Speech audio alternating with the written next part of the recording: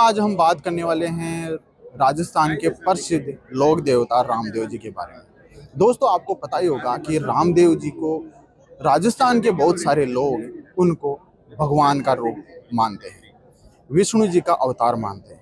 आपने सुना होगा कि रामदेव जी ने एक पुस्तक लिखी है 24 प्रमाण नामक। उस पुस्तक में संत रामपाल जी महाराज जी के जो शिष्य हैं वो दावा करते हैं कि उस पुस्तक में संत रामपाल जी महाराज जी के बारे में बहुत कुछ लिखा है।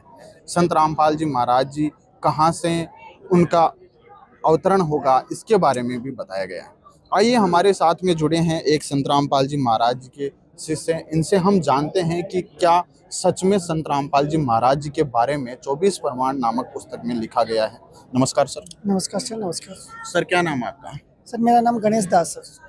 सर, हमने सुना है कि संत रामपाल जी महाराज जी के बारे में 24 प्रमाण नामक रामदेव जी की जो पुस्तक है उनके द्वारा कृत है, उसमें बहुत सारे संत रामपाल जी महाराज जी के बारे में बताया गया है। क्या ये सच में बताया गया है? बिल्कुल सर, जो 24 प्रमाण रामदेव जी महाराज के द्वारा जो लिखित पुस्तक है उसमें इतने सारे प्रमाण बताए गए हैं जो संत रामपाल जी महाराज ने बताए, हूबहू उसके अंदर वो सेम टू सेम मिल रहे हैं सर।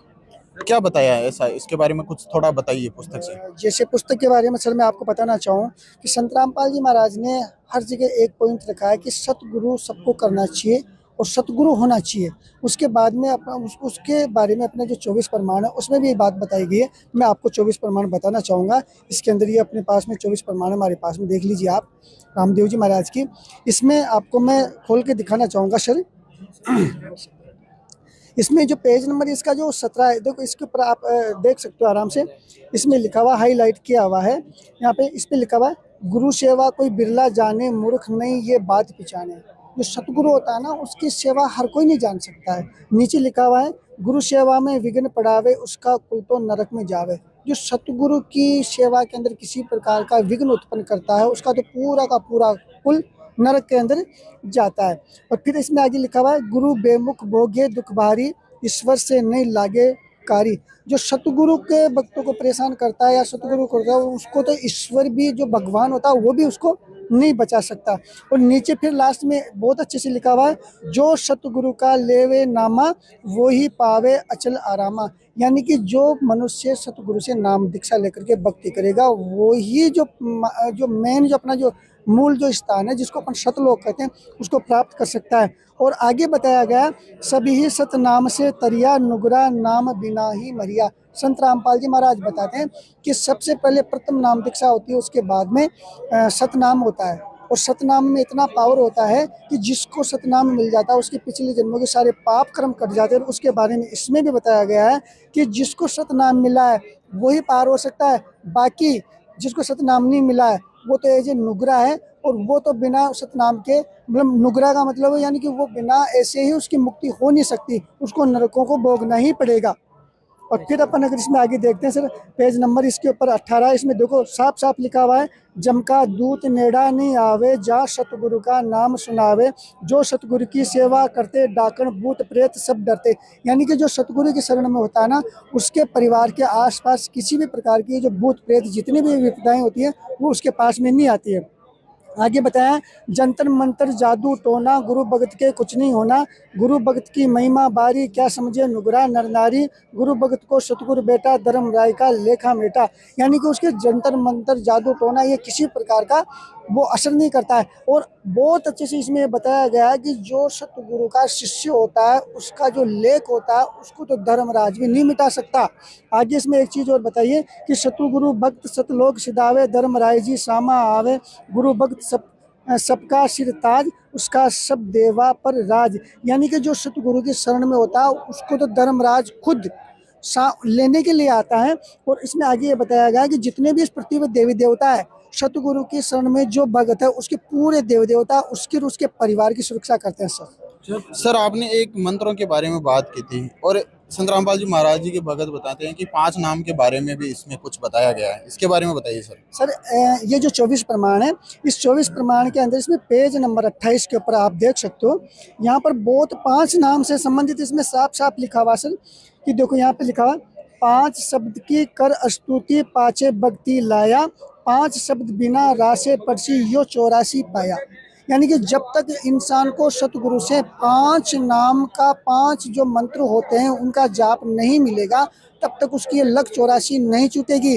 अपने शरीर के अंदर संत रामपाल जी महाराज ने साफ साफ प्रमाणित सहित बताया, अपने शरीर के अंदर 5 कमल है।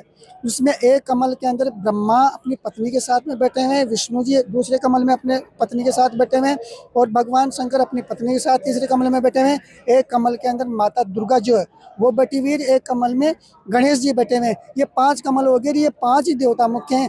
जब तक इन 5 देवताओं के 5 मंत्र बराबर रूप से एक कोर्स के रूप में अपन नहीं करेंगे, तब तक वो इंसान इस लक 84 से पार नहीं हो सकता। ये प्रमाण अपने इस जो 24 प्रमाण है इस पुस्तक के अंदर बताया गया है सर।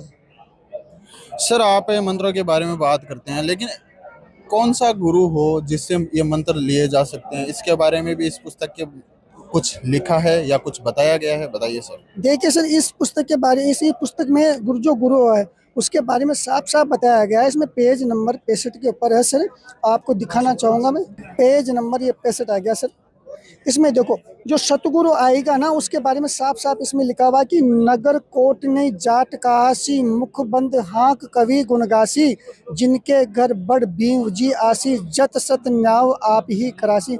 नगर कोट ने जाट कहासी, यानी कि वो जो संत होगा, वो जो सतगुरु होगा, वो जाट जाति के अंदर आएगा।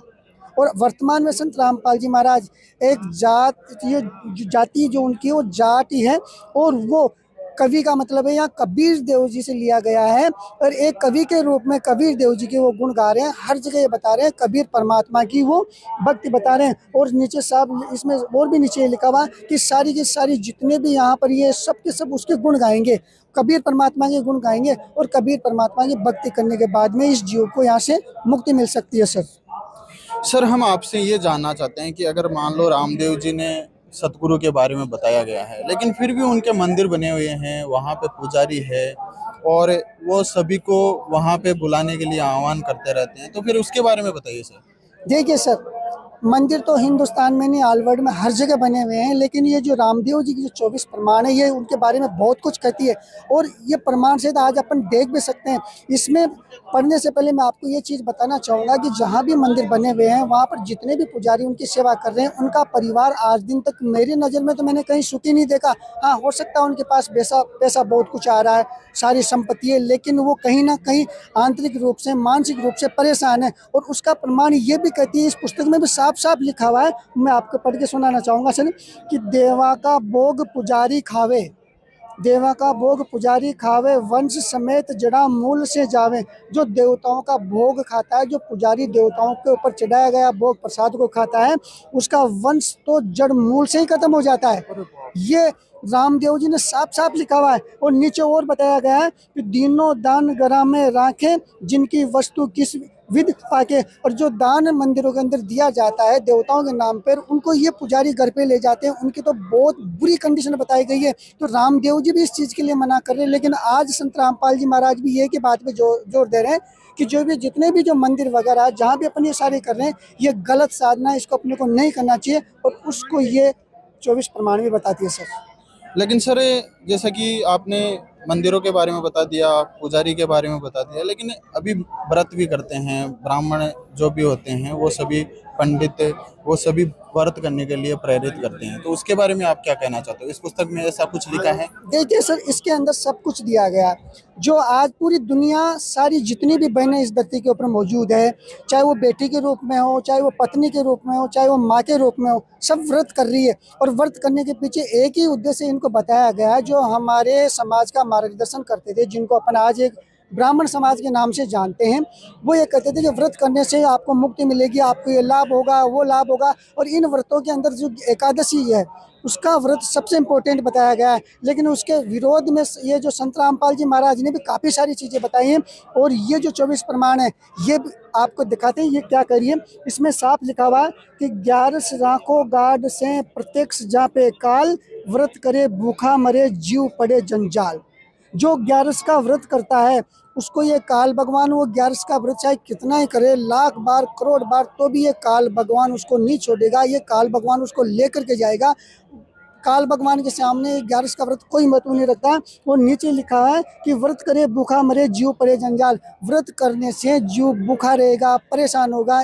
इसका मतलब ये होता है कि व्रत करने से किसी प्रकार का कोई लाभ नहीं है। ये साफ साफ रामदेव जी महाराज इसमें प्रमाण सहित बता रहे हैं। और ये चीज़ अपने को करनी भी नहीं चाहिए, क्योंकि अपने शास्त्रों में सब कुछ लिखा हुआ है। संत रामपाल जी महाराज भी इसका संत रामपाल जी महाराज के जितने शिष्य हैं, जो संत रामपाल जी महाराज ने ज्ञान बताया, प्रमाण सहित बताया। हम भी ये सारी चीज़ें पहले करते थे, एकादशी का व्रत करना, सब तरह से सारे व्रत करना। लेकिन आज जब से हमें ज्ञान हुआ, हमने ये चीज़ें बंद कर दी है और आज हम एकदम सुखी और संपन्न है सर।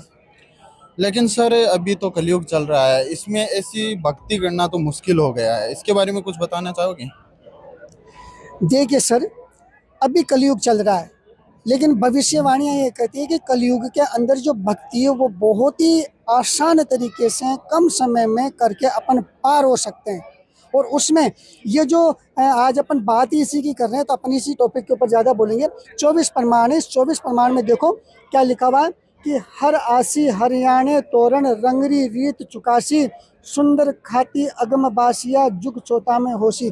जो हरि है, हरि मतलब जो भगवान है, वो हरियाणा के अंदर आएगा और जाट जाति में आएगा। और हरियाणा के अंदर संत रामपाल जी महाराज आए हुए हैं और जाट जाति में आए हुए हैं। और वो आगे बता रहे हैं कि सुंदर खाती अगम बासिया जुग चौथा में होशी, यानी कि जो चौथा युग है, सतयुग, त्रेता युग, द्वापर और कलयुग।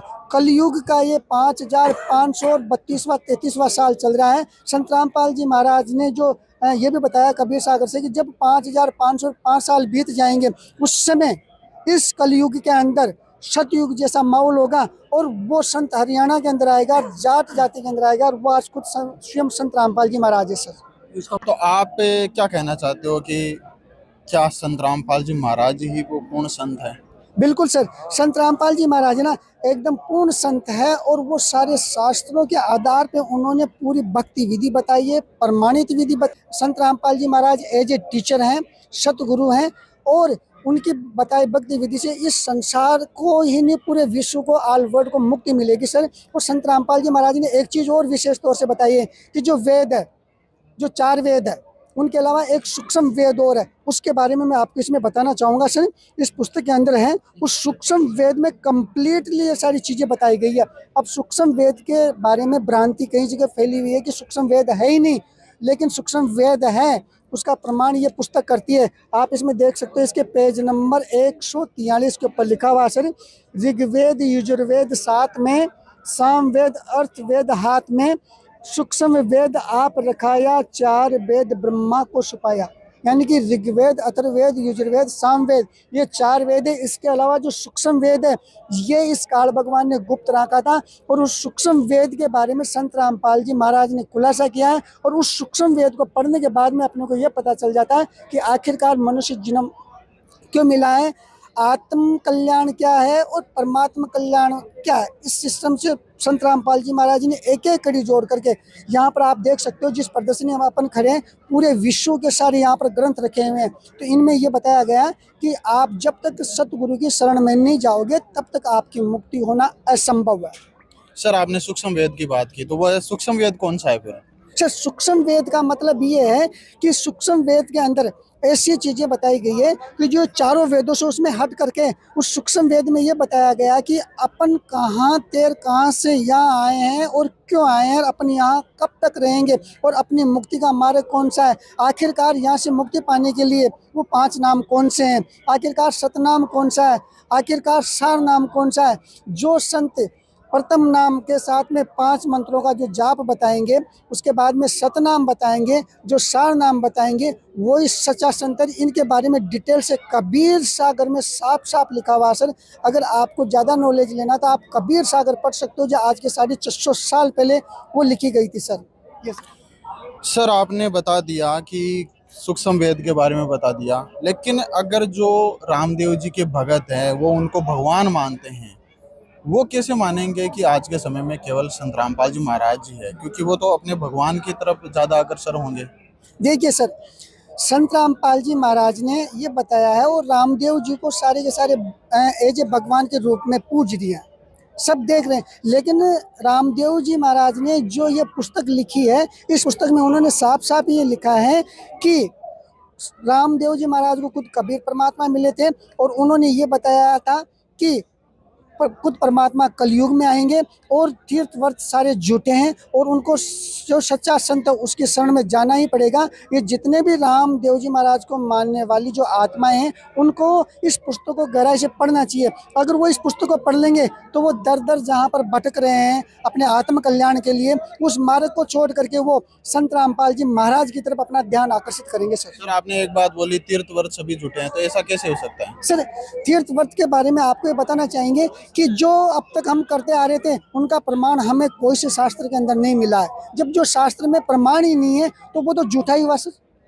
अगर शास्त्र में कोई प्रमाण मिलता है तो उसको हम सच मानते हैं। और ये जो शास्त्र हैं ये संत रामपाल जी महाराज ने नहीं लिखे, ये तो युगों पहले लिखे हुए हैं और आज हम पूरा समाज इसका मार्गदर्शन लेकर के हम आगे बढ़ते हैं। हमने पहले इनको खोल करके नहीं देखा था, लेकिन आज हमने इनको खोल करके देख लिया। इनको खोलने के बाद में पता चला है कि हम जो रास्ता हमने चूज कर रखा था वो एकदम रॉन्ग था, गलत था और आज हम सही डायरेक्शन के अंदर संत रामपाल जी महाराज के माध्यम से, वो हमारे सच्चे गुरु हैं और उनके माध्यम से आज हमने सही दिशा चूज की है सर। तो अब आखिर में आप हमारे दर्शकों को क्या कहना चाहते हैं? सर जितने भी भाई बहन आज इसको देख रहे हैं उनसे मैं हाथ जोड़ के निवेदन करना चाहूँगा कि आप प्लीज़ एक बार संत रामपाल जी महाराज के द्वारा जो लिखित पुस्तक ज्ञान गंगा है, जीने की राह है, गीता तेरा ज्ञान अमृत है, इनमें से एक पुस्तक को एक बार आप पढ़िए। उसके अंदर मुश्किल से 250 से 300 पेज है, उसमें हर प्रमाण को बहुत ही अच्छी तरीके से बताया गया। जब आप इसको पढ़ेंगे तो आप वेदों को देखेंगे, पुराणों को देखेंगे और पुराणों में जब वो बात सत्य मिलेगी तो आपको ये पता चल जाएगा कि अपन कौन सी तरफ जा रहे हैं और रास्ता कौन सा सही है सर। तो निवेदन ये रहेगा कि उनको पढ़ने के बाद में जब उनको लगे कि हाँ आखिरकार संत रामपाल जी महाराज जी सच्चे संत हैं, तो अपनी एक श्वास को गवाए बिना उनको तुरंत संत रामपाल जी महाराज का जो रास्ता बताया गया है, जिनके ये सच्चे गुरु हैं, इनकी शरण में आकर के अपनी मुक्ति करवानी चाहिए सर। अपने शास्त्रों को एक बार जरूर देखना चाहिए। सारे के सारे इंसान, सारी जनता आज पढ़ी लिखी है, आज किसी को कोई मूर्ख नहीं बना सकता। तो आप एक बार प्लीज़ हमारा निवेदन है ये प्रमाण देखिए और अपने आप को तोलिए कि आखिरकार हम कौन सी दिशा के अंदर जा रहे हैं सर। धन्यवाद सर। Thank you sir. तो जैसा कि दर्शकों आपने देखा कि जो भी आज के समय में जो भी भ्रांतियां थी संत रामपाल जी महाराज जी को लेकर के 24 प्रमाण में ये लिखा है, आज हमने यहाँ पर पूरा प्रूफ सहित यहाँ पे बताया है कि जो भी संत रामपाल जी महाराज जी के बारे में बताया है वो एकदम प्रूफ सहित है। बने रहिए ऐसे न्यूज के साथ में। योगेश कुमार, धन्यवाद। संपूर्ण आध्यात्मिक ज्ञान के लिए सुनिए संत रामपाल जी महाराज के मंगल प्रवचन। आप संत रामपाल जी महाराज जी के मंगल प्रवचन संत रामपाल जी महाराज एप्लीकेशन पर भी सुन सकते हैं तथा उनके द्वारा लिखित पुस्तकें भी डाउनलोड कर सकते हैं। सत साहिब।